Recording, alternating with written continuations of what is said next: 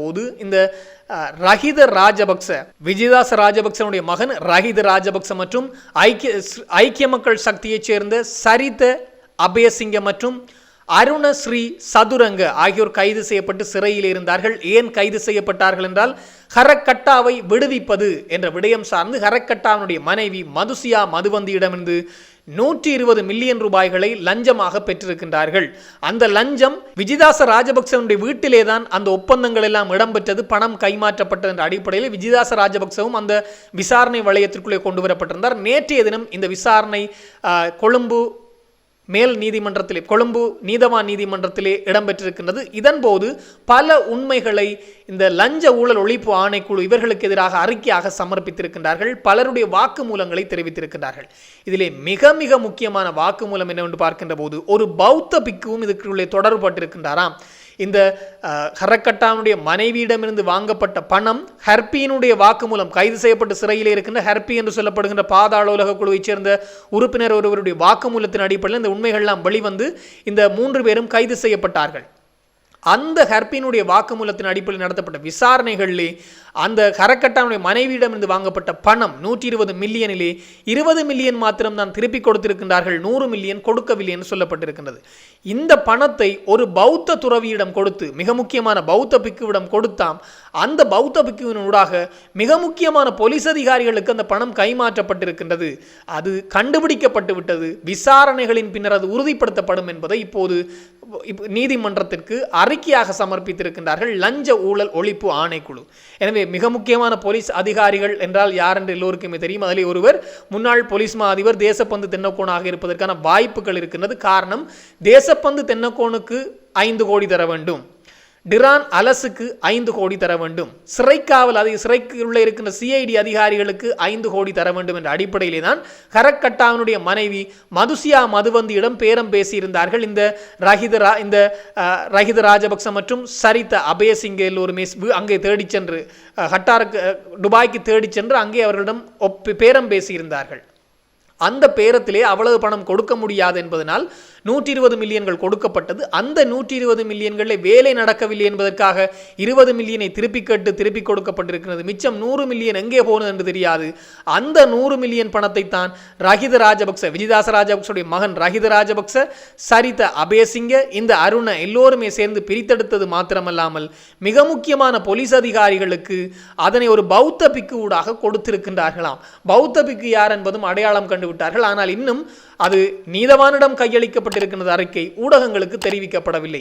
விசாரணைகளின் பின்னர் உறுதிப்படுத்தப்பட்ட பின்னர் அவரே நீதிமன்றத்திலே முன்னிலைப்படுத்தப்படுவார் என்பதை இப்போது இந்த லஞ்ச ஊழல் ஒழிப்பு ஆணைக்குழு அறிக்கையாக சமர்ப்பித்திருக்கின்றார்கள். இது ஒரு மிக மிக முக்கியமான விடயம் என்று சொல்ல வேண்டும். காரணம், இந்த விடயம் மாத்திரமல்ல, இந்த வழக்கு சார்ந்து இன்னும் ஒரு ஆதாரம் கிடைத்திருக்கின்றது. ஹரக்கட்டாவினுடைய மனைவி வெளிநாட்டிலே இருந்து கொண்டு இப்போது காணொலி ஒன்றை இந்த லஞ்ச ஊழல் ஒழிப்பு ஆணைக்குழுவுக்கு அனுப்பி வைத்திருக்கின்றார். காணொலி மற்றும் இந்த குற்றவாளிகள் ரஹித ராஜபக்ச குழுவோடு இடம்பெற்ற தொலைபேசி உரையாடல், அதனுடைய குரல் பதிவுகளையும் அனுப்பி வைத்து ஆதாரமாக கொடுத்திருக்கின்றார். இருவட்டொன்றிலே போட்டு, CD ஒன்றிலே போட்டு அதனை கொடுத்திருப்பதும் ஒரு மிக முக்கியமான ஆதாரமாக கிடைத்திருக்கின்றதாம். அத்தோடு ஹெர்பி என்று சொல்லப்படுகின்ற பாதாள உலக குழுவின் தலைவனிடம் நடத்தப்பட்ட விசாரணைகளிலே, காரணம் ஹெர்பியும் இந்த ஹரக்கட்டானுடைய மனைவி மதுசியா மதுவந்தியும் தான் அந்த ஒப்பந்தத்திலே எதிர்த்தரப்பாக இருந்தார்களாம். அதனுடைய மறுதரப்பாக இருந்தவர்கள் தான் இப்போது கைது செய்யப்பட்டிருக்கின்ற 3 பேரான ரஹித ராஜபக்ச, சரித அபயசிங்க, அருணஸ்ரீ சதுரங்க என்று சொல்லப்படுகின்ற 3 பேரும் இருந்தார்கள். இந்த 5 பேருக்கும் இடையிலே தான் ஒப்பந்தம் இடம்பெற்றிருக்கின்றது. அதன் பின்னர் தான் பணம் கைமாற்றப்பட்டிருக்கின்றது என்றும் சொல்லப்பட்டிருக்கின்றது. எனவே இந்த ஹெர்பியிடம் நடத்தப்பட்ட விசாரணைகளிலே பல விடயங்கள் உறுதியாகி இருக்கின்றது. குறிப்பாக இந்த 3 பேரும் 2023ஆம் ஆண்டு 3ஆம் மாதம் 3ஆம் திகதி இலங்கையிலிருந்து ஸ்ரீலங்கன் விமான நிலையத்தின் ஊடாகத்தான் வெளியேறி இந்தியாவுக்கு சென்றிருக்கின்றார்கள். இந்தியாவுக்கு சென்றது உறுதிப்படுத்தப்பட்டிருக்கின்றது. ஹெர்பியும் சொல்லியிருக்கின்றார், தன்னை தொலைபேசியில் இவர்கள் தொடர்பு கொண்டது இந்தியாவிலிருந்து தான் என்பதை சொல்லியிருக்கின்றார். அதற்கிணங்க இவர்களும் பயணம் செய்திருக்கின்றார்கள் இலங்கை விமான நிலையத்திலிருந்து இந்தியாவுக்கு. இந்தியாவிலிருந்து தான் பின்னர் அவர்கள் ஹெர்பிக்கும் தொலைபேசி உரையாடலை மேற்கொண்டிருக்கின்றார்கள் என்பது உறுதியாகிவிட்டது.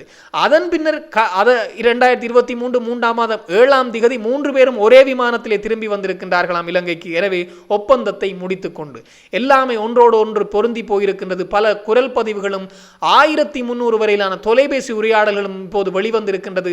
அதையும் இப்போது பகுப்பாய்வுகளுக்காக அனுப்பி வைக்கப்பட்டிருக்கின்றது. மிக பெரும் உண்மைகள் எல்லாம் சிக்கியிருக்கின்ற, அதாவது வெளியே வர முடியாத அளவுக்கு அவர்கள் சிக்கிவிட்டார்கள் என்பது தெரிகின்றது. பிணை கோரப்பட்டிருக்கின்றது. அதான் சிரிப்பான விடயம்.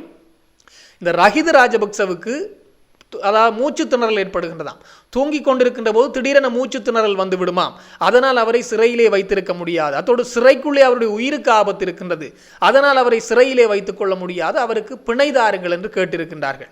அதே போன்று சரித்த அபயசிங்க, சஜித் பிரேமதாசருடைய கட்சியைச் சேர்ந்த சரித்த அபயசிங்கவுக்கும் பிணை கேட்டிருக்கின்றார்கள். இதய நோயாம் அவருக்கு. இதயம் நோய் இருக்கின்றதனால் அவரால் இந்த சிறைச்சாலையிலே தடுத்து வைக்க முடியாது. அவருக்கு பிணைதாருங்கள் என்று கேட்டிருக்கின்றார்கள். அதற்கும் மறுப்பு தெரிவிக்கப்பட்டிருக்கின்றது. ரணிலுக்கு இதயத்திலே ஓட்டை, இவருக்கு இதய நோய், அடுத்தவருக்கு இந்த விஜயதாச ராஜபக்சோட மகனுக்கு மூச்சு திணறல். எனவே பிணை கோரப்பட்டிருக்கின்றது. பிணை மறுக்கப்பட்டு எதிர்வருகின்ற 28ஆம் தேதி வரையில் அவர்களை விளக்கமறியலில் வைக்கும்படி உத்தரவிட்டிருக்கின்றார் இந்த நீதவான் நீதிமன்றத்தினுடைய நீதிபதியாக இருக்கின்ற அசங்க எஸ் போதகரம் அவர்கள் உத்தரவிட்டிருக்கின்றார். இப்போது இந்த வழக்கு சார்ந்து பல உண்மைகள் வெளிவந்து விட்டது. அந்த பணத்தை கொடுத்த அந்த நபர் ஹரக்கட்டாவினுடைய மனைவியை இப்போது காணொலியினூடாகவும் இவர்கள் பேசிய குரல் பதிவுகளையும் இப்போது லஞ்ச ஊழல் ஒழிப்பு ஆணைக்குழுவுக்கு அனுப்பி வைத்து இவர்களுக்கு, அதாவது எதிராளிகளுக்கு அல்லது பிரதிவாதிகளுக்கு பேரிடியை கொடுத்திருக்கின்றார்கள். எதிர்வருகின்ற நாட்கள் தொடர்பான அறிக்கைகளையும் சமர்ப்பிக்கும்படியும் இப்போது நீதவான் உத்தரவு பிறப்பித்திருக்கின்றார். இந்த விடயங்கள் தொடர்பாக இன்னும் பல தகவல்கள் வருகின்ற போது உடனுக்குடன் தெளிவுபடுத்த நானும் தயாராக இருக்கிறேன். இன்னும் ஒரு தொகுப்போடு சந்திக்கலாம். உங்களிடம் விடைபெறும் நான் என்றும் உங்கள் அன்பின் ஈழன். வணக்கம்.